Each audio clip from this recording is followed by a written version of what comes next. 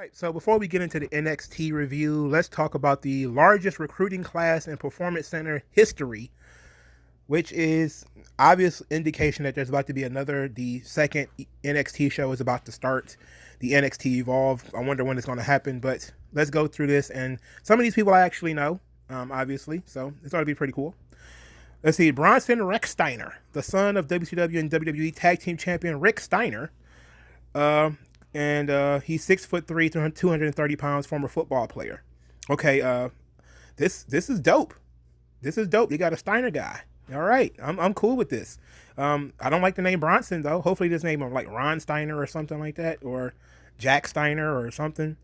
Anything other than Bronson, and of course no Rex Steiner. Just call him Steiner, obviously.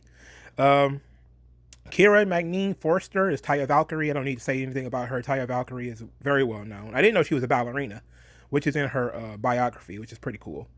Sean Ricker is LA Knight, aka Eli Drake. So everybody knows who he is. So I don't need to go into details about how much I like either one of them two, because I like Taya and LA Knight. So Angela Arnold trained under Booker T, and she is very fucking good. There is a video of AQA. That's what she wrestled under. She wrestled under the name AQA. And she wrestled some lady named Hyan. That shit has 31 million views. Ellipses. 31 million views. That one match has 31 million views. I don't know who the hell was watching that match, but 31 million people watched it. That's insane. That's just one of her matches. She's pretty goddamn popular. Now, Hyan, she is very popular on YouTube as well. Like her, I don't think she's signed yet. At least I don't think so. But they get a lot of views. I don't know if them shit's fake. I don't know what it is. But AQA is legit. She's legit pretty good. Okay, she's legit pretty good. Parker Boudreaux, the kid I've seen on Twitter all the time. 6'4", 300 pounds, offensive lineman from the University of Central Florida, was picked up by Paul Heyman. All right, so Parker Boudreaux, the one who looks like Brock Lesnar, baby Brock, he needs to wear a mask. Okay, he needs to wear a mask, because anytime somebody sees him, they're gonna think of Brock. That's not good. That's not good. It's a lot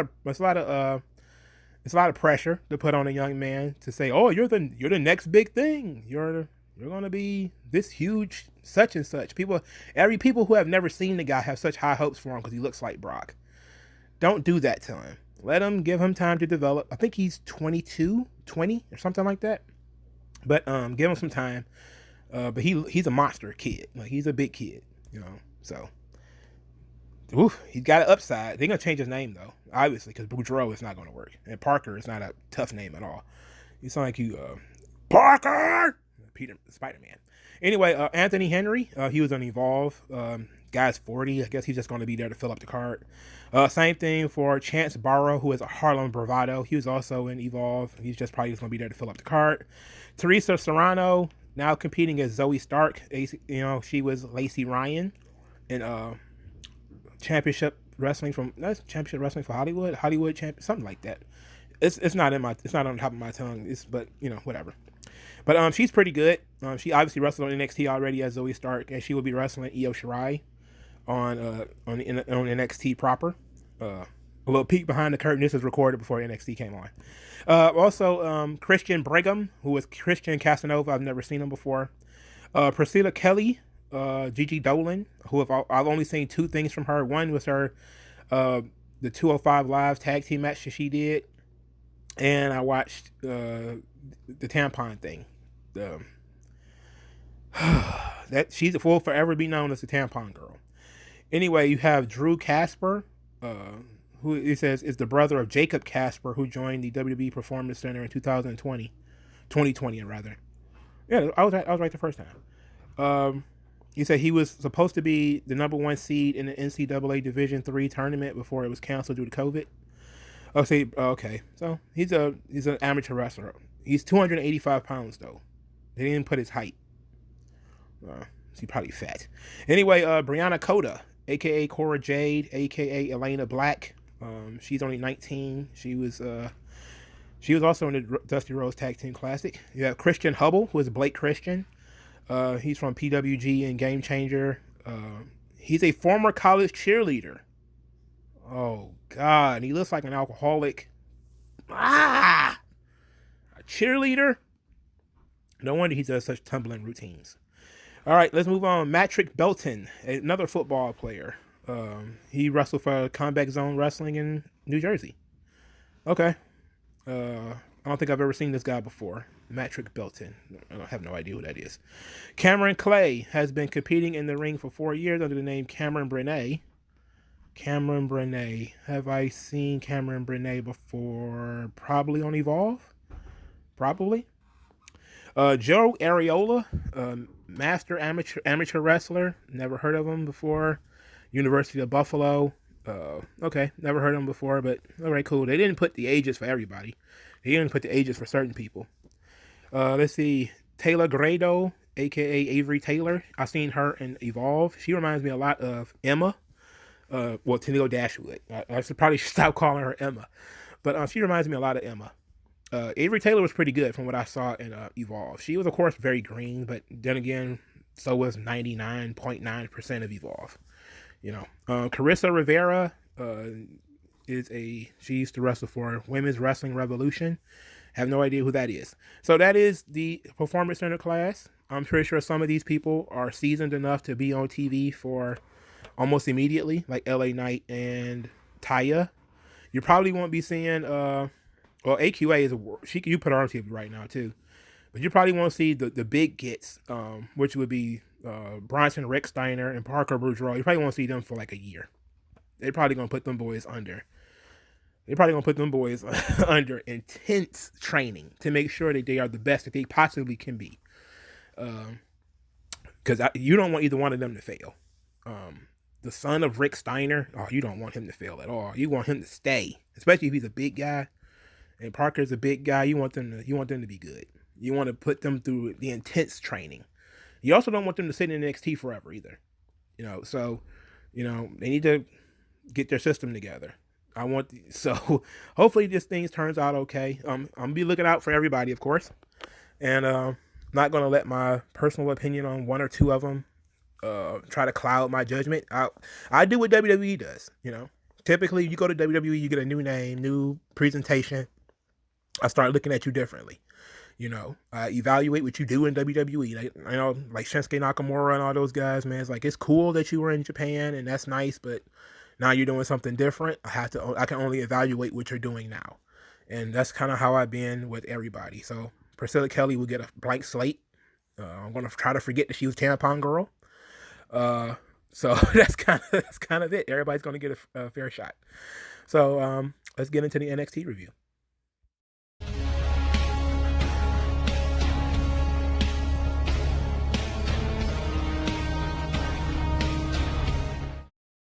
Hey, so let's talk about NXT from February the 24th, 2021. The show starts with Dexter Lumis versus Johnny Gargano. The match was fine. I just had a problem that the match was probably a little too long. It's just something, in the finish. But I don't know why Johnny Gargano matches feel like they're 10, 15 minutes. We don't need that much time, especially with the story that they were trying to tell here. And I'm just going to group the like objects. Like I said, I'm just going to talk about all the different things that happened. So the finish came with, for starters, before we get into the finish, I do enjoy Dexter Lumis's athleticism for his size because it adds to the creepiness of it. The Dexter Lumis character is supposed to be creepy. It's supposed to be sort of weird and off-putting. But when you see a guy like that, he can do kip-ups, without using his hands. He can do like flips over the top rope and stuff like that. It's disorienting. It's almost like, when you see The Undertaker land on his feet.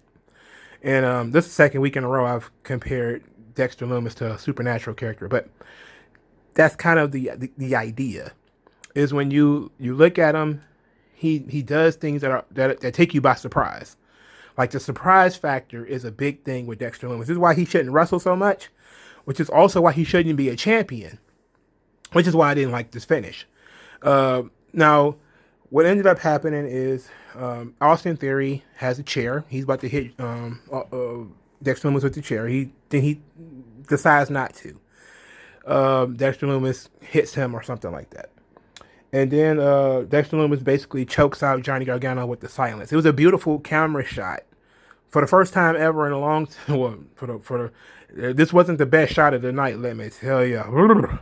Anyway, this this was a decent shot where they got really up close so Johnny could sell that he was in the chokehold, and then there was a referee stoppage, so Dexter Lumis actually beat Johnny Gargano clean. All right. The only thing bad with this is, like I said, is I don't want Johnny losing the title to Dexter Lumis. Dexter Lumis should not be a champion. He just doesn't fit that role. It's not for him. But we find out later that Austin Theory just thinks that, Dexter Lumis is misunderstood. It's not that he's not a bad guy. And Indy Hartwell thinks Dexter Lumis is hot. She wants to have sex with him. Or, well, she just thinks he's hot. Let's put it like that. She wants to be banged by him. Reamed by him. Anyway, no. I'm okay with the Stockholm Syndrome thing because he was gone for like 4 days. I don't know how long it takes for Stockholm Syndrome to kick in, but I'm all right with the Stockholm Syndrome angle where Austin Theory is kind of like, well, he's not that bad. But it's very weird that they would go that route, considering when Austin Theory was found, he was not wearing pants. I don't like that idea. I don't like that he was acting like a big kid and he was wearing no pants. But now he's basically doing the Stockholm Syndrome thing where Dexter Lumis is misunderstood, and Johnny Gargano has demanded that he's going to go to therapy. And I was like, okay. The whole thing about him going to therapy I thought was funny. Indy Hartwell saying that Dexter Lumis was hot took me by surprise. So I was like, okay, we got a little bit too much of the Garganos. I'm still saying, I will say it until the end of time, we don't need this much Gargano. We don't need this much. That's why I think the match should have been shorter and probably should have ended with, maybe Indy Hartwell or somebody taking it, or not Indy Hartwell, Candice LeRae taking the chair from Austin Theory and hitting Dexter Lumis with the chair. That would have been a better finish. That, he couldn't do it because you're going to tell the Stockholm Syndrome story. And Indy Hartwell doesn't want to do it because she kind of got a crush on Dexter Lumis. So you have Candice LeRae do it. She just, stabs him with the chair or something like that. Rev sees it, calls it off. And then Johnny flees and everybody else runs away. That would have been better. You could have did that in 5 minutes. You could have told this entire story in 5 minutes. And had time to do other things on this show. That is my main problem with the Garganos. They simply eat up too much time. Other than that, they're fine. I mean, their in-ring work is, well, outside of Indy Hartwell, her in-ring work sucks. But the in-ring work from the way is fine, but they eat up too much time. So we get a vignette from MSK next. I was not going to write about this or even talk about it, really. There was really nothing to talk about. But then I saw that they started talking about Nash Carter's, who is Wentz. They started talking about his dad dying and that he became a wrestler because his dad was a wrestling fan. And so I was like, wow, his dad had died years ago. So he's kind of in the business, in memory of his dad. And I was like, that's fucking cool. That's cool. I'm glad. I'm glad to hear it. Glad to see him make it, That's really good. And then they get attacked by the Grizzled Young Veterans. And the Grizzled Young Veterans beat the shit out of them. Which was excellent. Like, you built these guys up. You show that they're plucky young baby faces, and they're new to NXT, but they're not really new to the business. They're lifelong friends and all this type of stuff. And then Grizzled Young Veterans just come in and shit on them. Just come in and beat the tar out of them. And apparently they've, as we were told later, that in the tag team match, which was the Grizzled Young Veterans versus Drake Maverick and Killian Dane, that Gibson told us that Wesley, the black one, of MSK, has a broken hand. So he'll be gone for a while. And the Grizzled Young Veterans was fined over this, but said that we should be happy because they spared us MSK's silliness. So I love the Grizzly Young Veterans. And I think that continuing the storyline between the two of them was the right choice. Not only because they're the only, well, not the only tag teams left, but there's a short tag team division in NXT. So you can't really just throw away. You can't really do one and dones. You kind of have to build something out of there. So they're doing a good job of that. And then also from this tag match, they built up something else. I'm just gonna keep talking. I'm just gonna talk about it since I'm here already. So Drake Maverick and Killian Dane. Killian Dane starts the match pretty fast. He's kind of dominating the Grizzly Gun Veterans, which is of course the right thing to do. And then it kind of goes back and forth. This match is also a little too long. And the Grizzly Gun Veterans win with the Ticket to Mayhem. They own Drake Maverick. So after the match, Killian Dane is carrying Drake Maverick. He's carrying Drake Maverick to the trainer's room to get him some help. And as he brings him to the training room, Imperium walks by, and Alexander Wolf sees him and is like, "You used to be a monster," And Killian Dane just kind of looks at him, and they didn't say anything else. And then he walks away, and he keeps going about trying to help Drake Maverick, and I like this angle. I like this angle. Imperium is all about the silliness of Dane and Maverick, not only because they're Europeans, that also helps, but they talk about the mat being sacred, and you got Drake Maverick being silly, and Killian Dane has been pulled into the Drake Maverick silliness, like he's been warmed over by the Drake Maverick silliness, and it makes sense that Imperium wouldn't like that they would be against all of the whistling and the stupid dancing and the stupid music, and wanting to get Killian Dane back to his purest form, what he used to be, you know. I'm interested in that.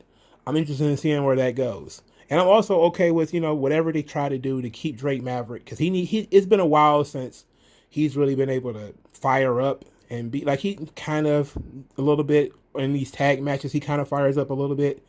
But I mean, like, fiery babyface promos and stuff that is his strong suit, bringing out his emotions. That's really the strong suit of Drake Maverick. Not really even the comedy. Like, he's good at the comedy, but his strong suit is when he gets to be Spud. And hopefully the Imperium feud can dig into that and also cause some type of drama between him and Killian Dane. I'm not saying break them up, but cause something to switch in Killian Dane, where he maybe still can be a monster, but also still be Drake Maverick's friend. Or he could kill him and join Imperium. I'd be cool with that too. I'm okay with a 5-man Imperium. I mean, either way, either one works for me. Flip that pancake however you like. All right, so I gotta go all the way back to the beginning of the show, because the next match was Tyler Rust versus Leon Ruff, and it never took place. But the reason why it never took place, but first let's talk about the promo. So Malcolm Bivens is hiding in the trainer's room, which I'm sure is a HIPAA violation, because he's eavesdropping on medical updates. So right after Leon Ruff is medically cleared to fight, here come Malcolm Bivens. He pops up from behind a counter wearing a hoodie and basically challenges Leon Ruff to a match to fight Tyler Rust.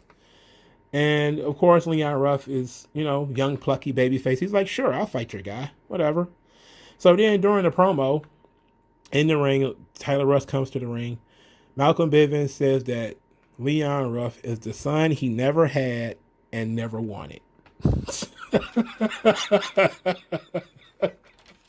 Oh, God.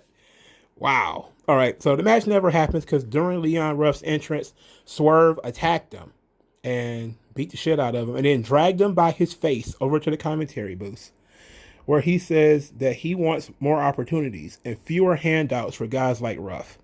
Then he does what's basically the FU, the attitude adjustment, whatever you want to call it, on the ring apron. But it wasn't on the ring apron like he laid flat. He did like a bendy joint. Like he bent Leon Ruff over the ring apron.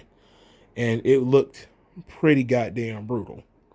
And then in the ring, Malcolm Bivens and Tyler Rust were celebrating. Because why not? Because why not?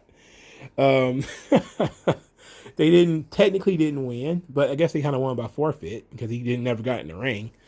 But it was very interesting. I like this. I like this. I like what they're doing. Something with Swerve. Doing something with Swerve is good. Malcolm Bivens, I saw a little bit of an evolve. Tyler Rust, I like what they're doing. Like they're trying to find people who are fresh off the injury. Like he's been a bit of a vulture, you know. He's trying to find these guys who are fresh off the injured list or guys who, not really 100%, but they can still go. And he's trying to, get Rust wins over these guys. So he's been a jackal. Let's put it like that, because jackals eat corpses, or they eat wounded things. Vultures and jackals, things that feed on carrion. These guys are like that, and I'm cool with it. It seems like you're trying to find tomato cans for Tyler Rust to build up his reputation and build up his name and stuff like that. And so they're trying to find these guys who are sort of high profile, but they're not 100%. So that's really cool. I mean, I dig the storyline, but I'm really happy they're doing something with Swerve, and Swerve's really gonna, I'm glad they're doing something with Leon Ruff too, because Leon Ruff is good in this role as the underdog babyface. I don't see why his hair is not braided. It needs to be. I'm not really good with guys with afros. Well, he's not that kind of stuff. Like the Ortiz afro was all right, but that thing Leon Ruff had on his head, nah, I'm not good. I'm not good with that. So we found out that Kyle O'Reilly will not be medically cleared for 46 weeks. But let's talk about Cameron Grimes. So Cameron Grimes has a running gag throughout the show where he watches Ted DiBiase do the basketball challenge, the 10 dribbles for money. He doesn't watch the whole video, so he doesn't really know he doesn't really know what to do. So he walks up to this guy and asks this guy, $10,000 to dribble the basketball 10 times. The guy just dribbles the basketball 10 times in front of Cameron Grimes. And Cameron Grimes is stupefied. Like, I didn't think he would actually be able to do it. And then the guy tells him, like, yeah, that's why Ted DiBiase kicks the ball. And he's like, dang, okay, Ted DiBiase. And apparently this became this parasocial feud between him and Ted DiBiase, where Ted DiBiase was smart enough to screw the guy over, where Cameron Grimes wasn't. So Cameron Grimes had to go find another victim. So he walked up to these randos out here, and he challenged the black woman, who it turned out to be a WNBA player, to do the $1,000 challenge, the 10 basketballs, the 10 dribbles. And he's about to kick the ball, and she does a crossover, and he misses the kick, loses another $1,000. So he's lost $2,000 on this game. And I did not like the way this woman looked. She was, not just because she was tall, but she was very muscular, and she looked like a man. Look like a man. Take their word for it that it's just a female WNBA player, and she's just tall. But she did not look soft, at all. She looked hard. Like Bianca Belair is muscular, right? But she's still soft, especially in the face, even without makeup. She still has soft features. This WNBA player, not so much. Not so much. Anyway, so Cameron Grimes is 0 for 2.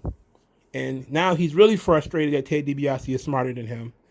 And he's gonna fix this problem. So he tries for a third time, and he walks up to this white guy, and he says, "Hey, I give you $1,000 for this basketball." The guy again says, "You mean like the Ted DiBiase skit?" And this time, Cameron Grimes loses his shit. He's like, "Yes, just like the Ted DiBiase skit." So the guy dribbles 2 times. Cameron Grimes punches him in the face.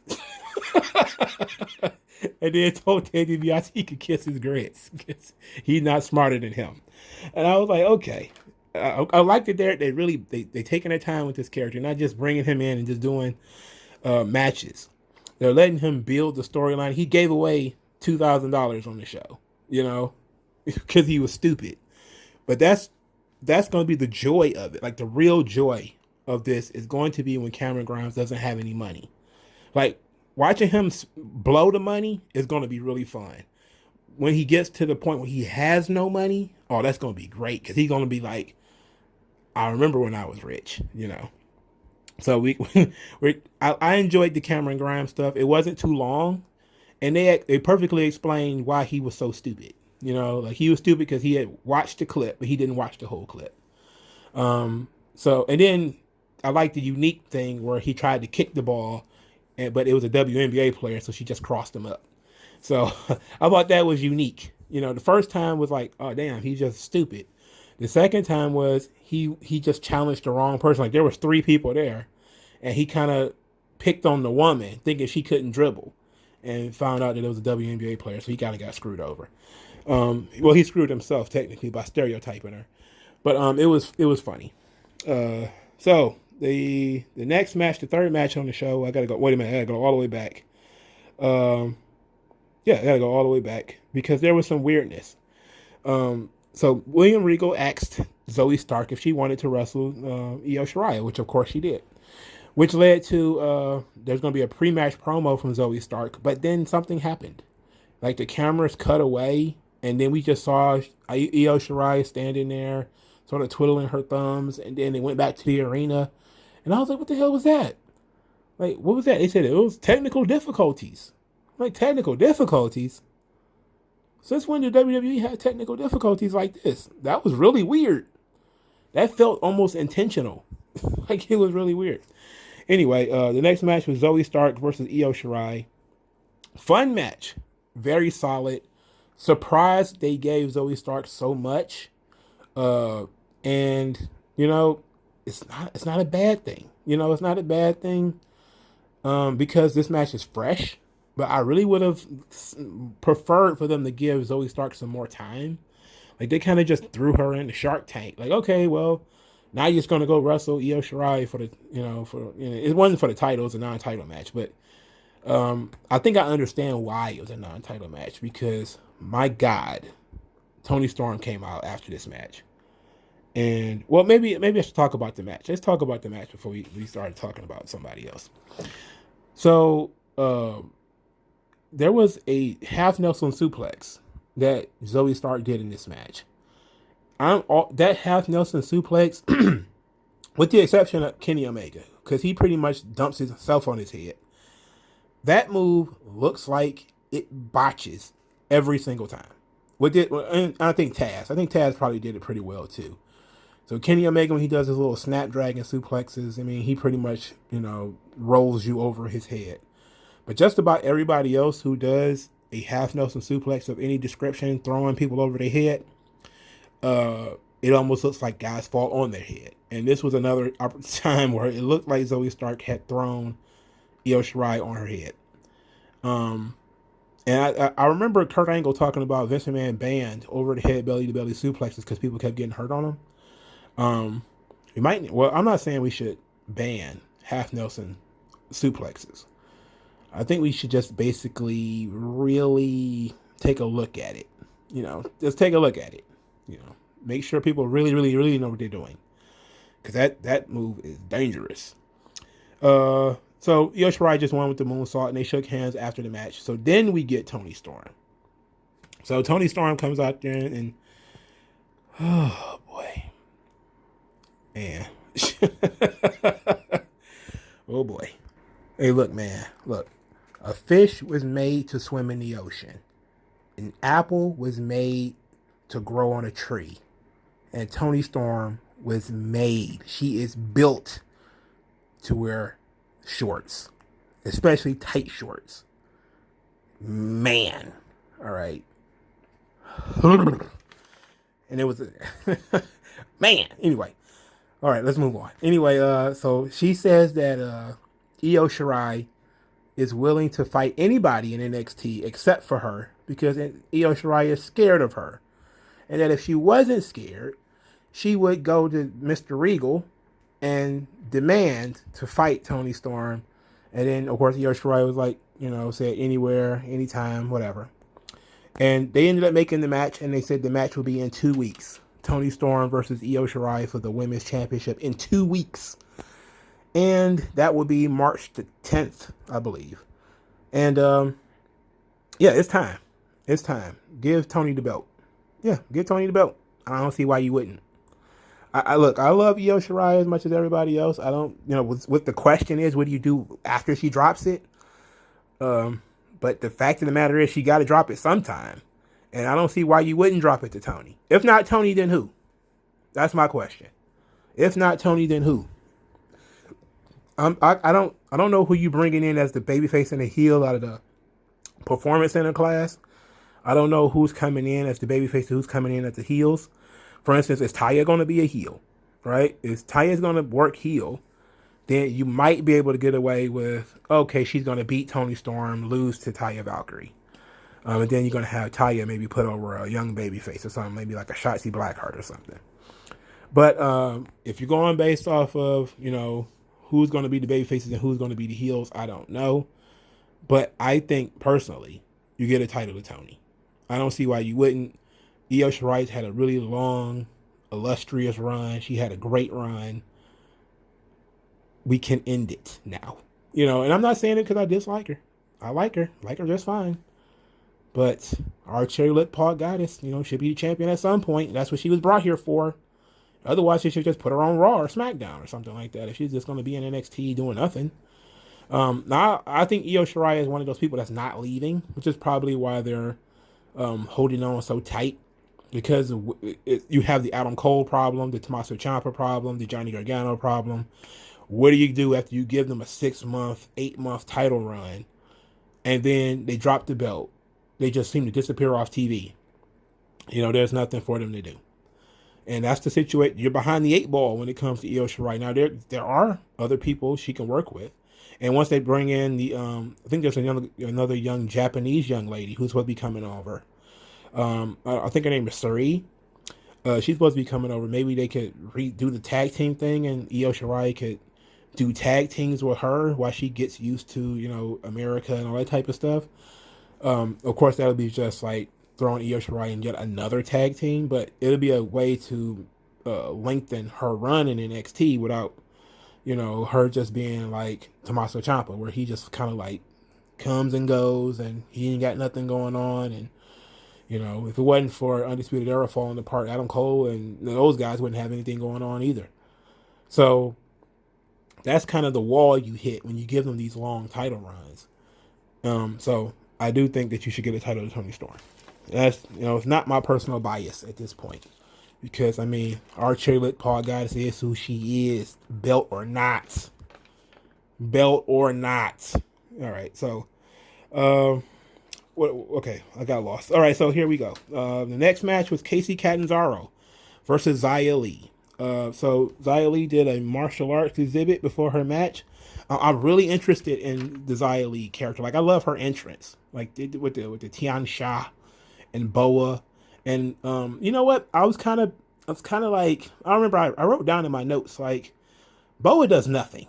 Like, Boa doesn't do anything except look cool. He looks like a gangster in war. So, but he doesn't wrestle. He's not her bodyguard or anything like that. He doesn't really do much of anything. He just kind of stands there and looks cool.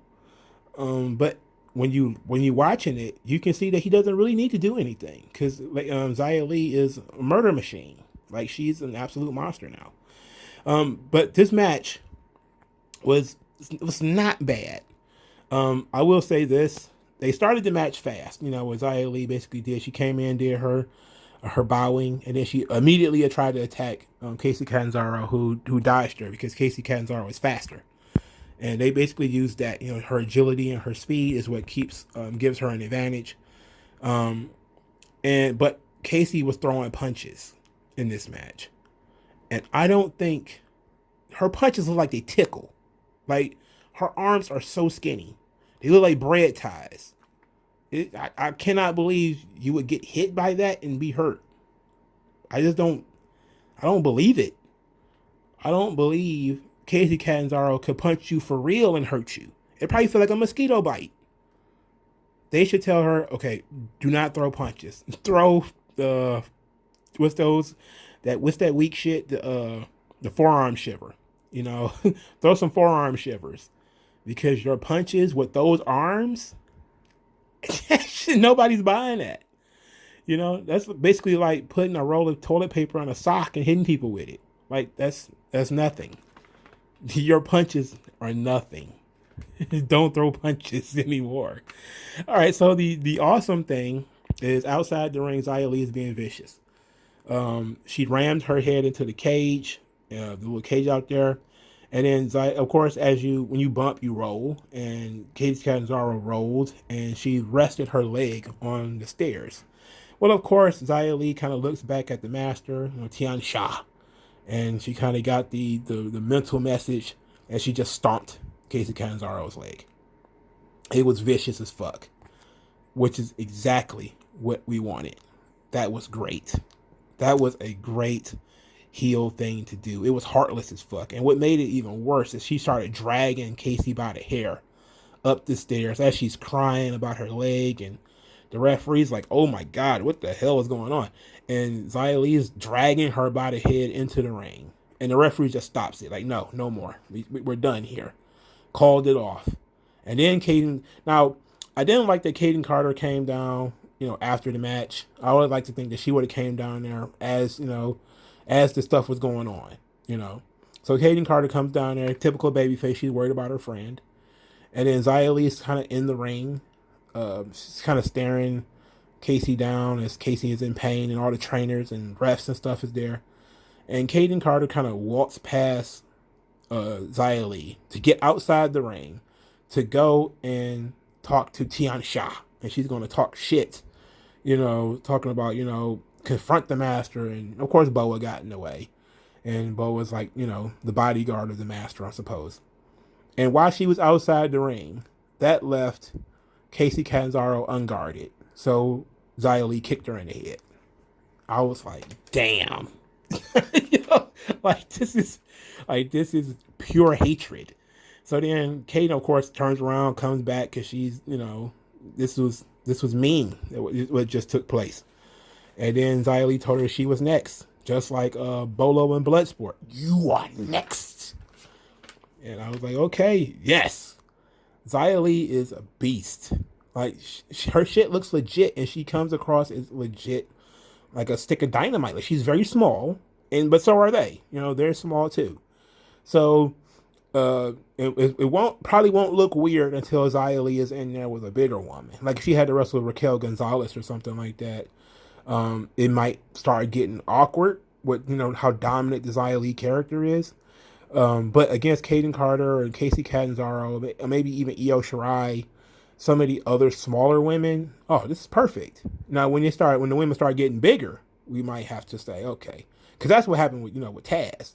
Taz can throw around guys who are just a little bit taller than he is. But when you got Taz in there just tossing 911 or Bam Bam Bigelow around, like you're really testing believability. You're testing it. You're pushing it. But because Taz's like 5'6". Anyway, I love this angle. So throughout the night, William Regal was looking for Santos Escobar. Santos Escobar had, the rule was that he had to show up. If he didn't show up, then he was going to get stripped of his title and get suspended. So he checked twice with people in the parking lot to see if Santos Escobar had appeared. Of course, he had not. Then later in the night, Santos's SUV showed up with Legado del Fantasma, and we were set for our main event, the street fight between Karrion Kross and Santos Escobar. So Santos Escobar is they escort him out of his SUV, and Karrion Kross just forgets the whole entrance thing. They start out in the parking lot. And I love this match. Probably because I'm biased because I like both guys, but I love this match. The match was really fucking good, and it told the appropriate story. Santos Escobar knows Karrion Kross just had shoulder surgery. There's also 3 of them, 1 of him, but all 3 of them are smaller than he is. So, that's the story. Karrion Kross comes in, he wrecks Legado del Fantasma. He has an immediate advantage over Santos Escobar. Escobar creates the weakness by, climbing onto the back of the flatbed truck, the U-Haul. Then he slams the door down on Karrion Kross's shoulder. Now, this is the early part of the match, so Karrion Kross isn't really selling it that much. Then he starts to fight back. Once he gets overwhelmed, so Santos Escobar gets into the car, gets into the driver's part, and locks the doors. So then Karrion Kross rips off the mirror. I don't know why he did that. He just did it to be destructive. And then he took a pickaxe, and I don't even remember where the pickaxe came from. Like, it's like some shit out of like a video game where he went to the inventory menu and boom, pickaxe equipped. And now he's got a pickaxe and he's, going straight shining on the side of the door. And for some reason, even though he didn't fully get in, Santos Escobar escaped. He came out the other side and they started fighting again. And then you had the other two guys, Wild and Mendoza, they came back and they beat the shit out of Karrion Kross. So they beat him up. And then, of course, you had to be pinned or submitted in the ring. So they dragged him back to the arena area. And this is where things kind of picked up because it was really fun. There was a lot of 3-on-1, which left Legado del Fantasma in control for most of this match.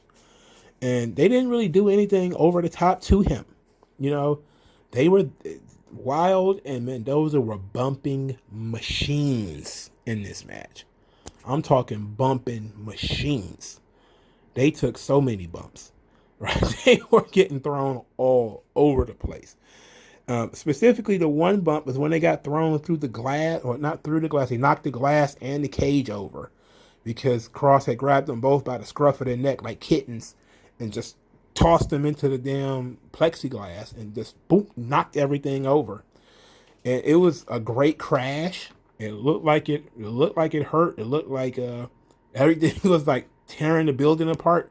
Like, that's the thing about monsters, yo. They should tear shit up. And you had Kross in this match. He was just tearing shit up. He tore up that truck. He ripped the mirror off of it, took a pickaxe to it. He tore up the Capitol Wrestling Center by knocking over that fencing and plexiglass. He did the Doomsday Saito through the announce table. He was tearing shit up.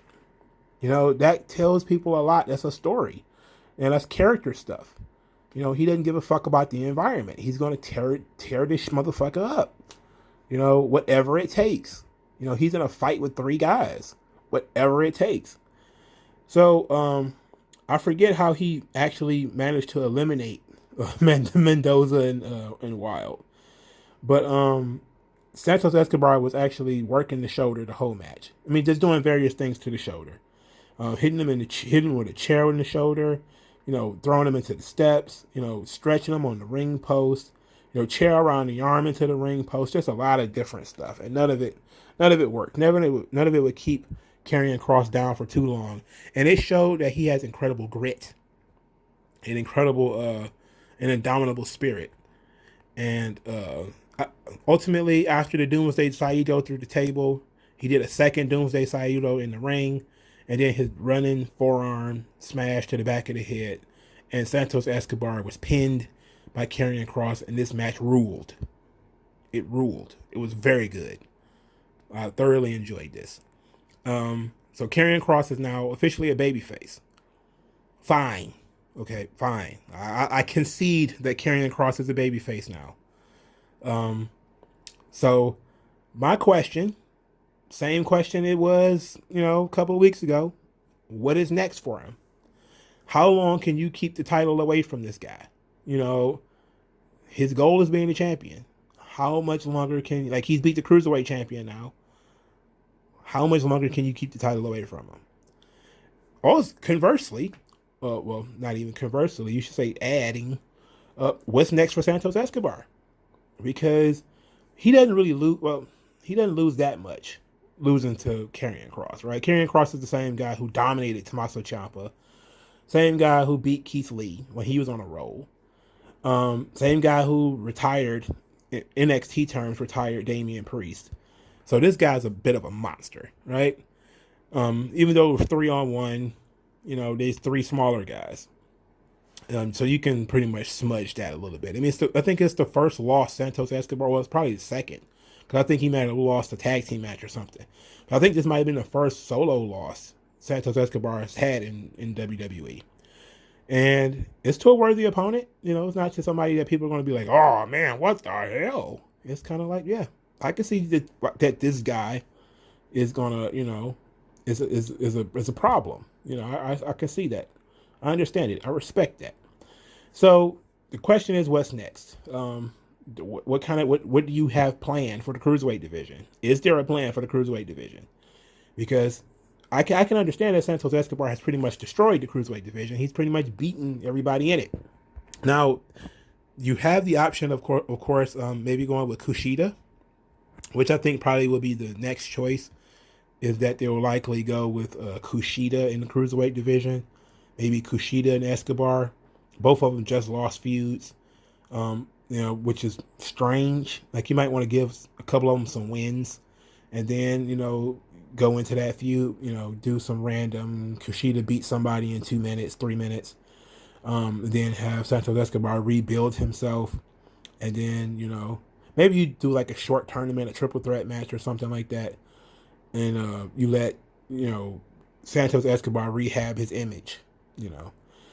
But you really, that's the thing. Like, they got through this. This was great. I love this short feud that they did with him and Karrion Kross. It was necessary to fully turn Karrion Kross face. They could have put more emphasis on it, put more time into it. I don't think it could have reached another takeover. Like, if it could have been like, oh yeah, we're gonna kick this one down the road another 2 months. I don't see how you could even done that. You know, outside of maybe suspending Escobar, or, you know, him doing an injury angle or something like that. But so you kind of had to do it, and I like that their first and pretty much their only match is going to end up being a no disqualification match. Like, okay, that's cool, because then you always got the regular one-on-one match in your back pocket later, even though, you know, it's kind of backwards, but whatever. I don't know if Santos Escobar is ever going to SmackDown or Raw or anything like that, and I don't know about the same thing about Karrion Kross. Like, is he ever going to Raw? Is he ever going to SmackDown? Because I could see Karrion Kross fighting Roman. I could see him fighting McIntyre. I could see him fighting Keith Lee. I could see him fighting those guys. You know, he's got the size. He's got the personality. He's got the experience. You know, but he also is an attraction for NXT. So I think that you should just let him be for a little while, you know, and figure that out later. Anyway, we got the LA Knight promo. LA Knight, who is Eli Drake, basically says he's gonna debut on his own time, and all of NXT has a golden ticket to getting stomped out when he actually does debut. So, all right, we got some time for LA Knight. So I wonder, they should do to him what they used to do, and that is debut him at the top. He should come in feuding with top guys. Now, what top guy, I don't know. Maybe Tommaso Ciampa would be the guy, because he seems to be the welcome mat. Oh, I hate to say that, but he seems to be the guy that let's call it, he throws the welcome party. You know, you think you're a big star, you think you're somebody, you come into NXT, you got to deal with Tommaso Ciampa, you got to prove it to him first. He's the locker room leader, the guardian or whatever. So I would be okay with that, as a way to keep Knight away from the title for a little while. But again, what do you do with Taya Valkyrie? I guess the welcome mat there would be kind of Shotzi Blackheart. So whatever, we'll see when we get there. So we get the Adam Cole promo. So this was interesting. This was interesting because as he was doing this, I was like, I don't think I've ever heard this before. You know, so for starters, Adam Cole gives off big Shawn Michaels vibes. I swear, I think this guy is Shawn's son. I swear, I think he is. I forgot what his real name is, but I know it better not be Cameron. Anyway, I forgot what Adam Cole's real name is. It doesn't matter. Anyway, he looks a lot like Shawn Michaels. He looks a lot like Shawn Michaels. A lot, too much like Shawn Michaels. Anyway, he cut this promo basically after they showed the clips of what he did to Undisputed Era. And he says basically that he was disgusted in himself. He can't believe he did that to his good buddy Kyle O'Reilly. And he says that, hey, I should be saying this to your face. I should be telling you I'm sorry and all this sort of stuff. So he essentially apologized for acting stupid, for being jealous and saying that, hey, I was pissed because Kyle kept getting title shots and he kept failing, but you know, I take it back. Like watching the footage makes me sick. I wish I didn't do that. So then Roderick Strong comes in and actually cuts a pretty good promo. You're like, that's what made you sick? It's like right now? Like you wouldn't feel bad about what you did until right now? And then he starts talking about like what you did to us, meaning the Undisputed Era. Look what you did to us. Like this was based on trust. Our friendship, this team was based on trust, and look what you've done. You've ruined it. And Adam Cole was like, "Look, Roddy, I'm sorry. Like, look, I get it, Roddy, but I'm sorry. I was out of line. I was wrong." So, and he says, look, I don't know if I'm going to be able to stop what Kyle O'Reilly's going to do to you. And as they are talking, having a little brotherly heart to heart, here comes Finn Balor, and he just marches to the ring, and him and Adam Cole fight, and he beats the shit out of Adam Cole. And I'm surprised it took as long as it did. I was actually thinking that he should have came down there earlier. But as he's winning, Roderick Strong comes in there to help him. So Roderick Strong pulls Balor off of Adam Cole. And Balor then beats the dog shit out of Roderick Strong. Then Adam Cole sneaks up behind Finn Balor and tosses him into the glass and the fencing and everything. And they get in the ring. Adam Cole apologizes to Roderick Strong, and Roderick Strong is so fired up he punches Adam Cole out. Adam Cole then starts weeping. "Oh, I'm sorry. I'm so sorry. I didn't mean it. I ruined everything. I messed everything up." And this is really tearing apart Roderick Strong. He's like, "Dang it. Gosh, dang it. I can't believe this, man. You're my brother. I love you." And Adam Cole's on his knees being so insincere and so fake. So insincere, so fake. And of course, Roderick Strong, being the gullible goof that he is, gets down on his knees and hugs his buddy. "You're my brother, man. I love you. I love you." And then Adam Cole hits him in the balls. Because of course he did. Of course he hits him in the balls. Why wouldn't he? Why wouldn't he? So he hit him in the balls. Then he took his dog tags and put them on. I think he broke the dog tags. I think they were linked anyway. He just put them on. And I was like, all right. So NXT ends with Roderick Strong laying face down. Well, he got kicked in the face too. But NXT ends with Roderick Strong face down in the middle of the ring. Adam Cole standing, the last man standing. And I'm like, okay. Now, I'm conflicted because just about anybody could have seen how Adam Cole was full of shit. Right? Everybody could have seen that. Like, nobody believed he was really contrite and that he really was disturbed or bothered by what he did. But it does make sense that he would be pissed off that Roderick Strong punched him, right? Because he didn't attack Roderick Strong. Roderick Strong helped him. So like that's that conflict that's there with Roderick Strong, where he's mad at Adam Cole, but he's not going to let an outsider like Finn Balor beat up on his brother. He's not going to let that happen. So because he couldn't let that happen, he interrupted. And that's fine. Whatever. That's fine. But I'm at the point now where I'm just kind of like, I don't know if it was pretty obvious what was going to happen. Like, I wasn't surprised. I was kind of like, once I saw Roderick Strong come to the ring, I was like, okay, it's time for Roderick Strong to get it, right? Like, Kyle O'Reilly got it. Now it's time for Roderick Strong to get it, And of course, that leaves Bob Fish, but where the hell? It would be a nice swerve if Bobby Fish was actually on Adam Cole's side. I think that would be a nice little swerve.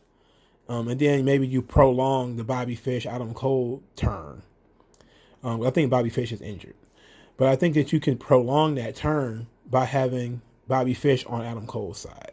And that way you could have split the family directly in half. Kind of like the Hearts, right? Where you had Owen and Jim the Anvil, and you had Brett and Bulldog. Like that leads to a lot of different combinations and different things that you can do. And of course Adam Cole turns on Bobby Fish maybe later. He's basically just using him to fight off Kyle O'Reilly and Roderick Strong, and then eventually he turns on him too. And I think that actually lengthens the feud and keeps things interesting and stuff like that.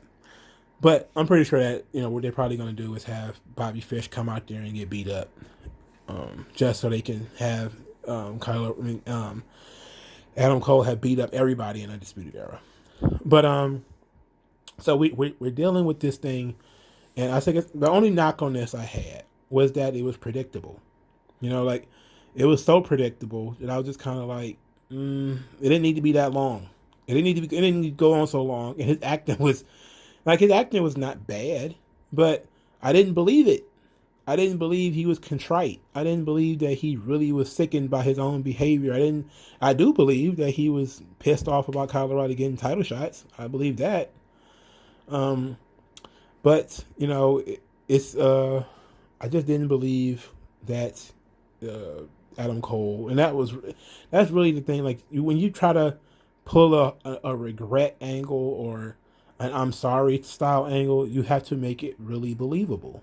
And this did not feel that really believable. But Roderick Strong did great because he's being the gullible babyface. He's the pure good guy right now. Like he didn't do nothing. Trying to keep everything together. He wants to be the glue. He wants everybody to work. He wants everything to work out. So he's like, look, maybe we can fix this somehow. I don't know how we can fix this, but we can fix this. We can make it work. And he's been taken down. So now it's official that he's not allowed to be in the Undisputed Era anymore. So I guess that answers the question I wrote down in my notes, because I said I wrote down who gets the family Bible in terms who gets all the gimmicks that goes with the Undisputed Era, and it's clearly going to be Adam Cole. Like when he came out to the Undisputed Era's theme song, I was like, oh, okay. I thought maybe he didn't show up on NXT because they were making his own theme or something like that. And it's like, nope, he's going to keep the Undisputed Era theme song. That means they're going to change everybody else's theme. That means the color scheme and everything, of course, that is Undisputed Era is going to go with Adam Cole. I think it probably would have been better to re-debut Adam Cole as a different character. Kind of like, sometimes the past, sure, you can benefit from it, but then there's other parts where it's kind of like you kind of need to let it go. But I'm all right with it. I'm all right with everything. I think Finn Balor did exactly what he's supposed to do. He came down there on a mission to beat that man's ass. Now we got Adam Cole and it's Roderick Strong, but we also got Roderick Strong and Finn Balor. Now they have beef too. So we got all of these people beefing, Now I did see the idea that somebody pitched like, okay, now we could do Balor Club, where you could do Balor and Kyle O'Reilly and Finn and Fish. And I was like, maybe Kyle, Finn, and Strong. Yeah, maybe you could do that. I don't want Bobby Fish in that though. I don't want Bobby Fish involved with that. I would prefer if Fish continued on with Cole for a little while, then Cole turned on him. But whatever, it's an interesting angle, but it was predictable. That's what I would say. But let me know what you guys thought in the comment section below. Like this video, share this video, subscribe to this channel, use the hashtag 3commentaries to support the channel. Thank you guys very much. If you want to send cash, please do via the Cash App in the comment section below. Thank you guys for your time, and I'll talk to you guys later.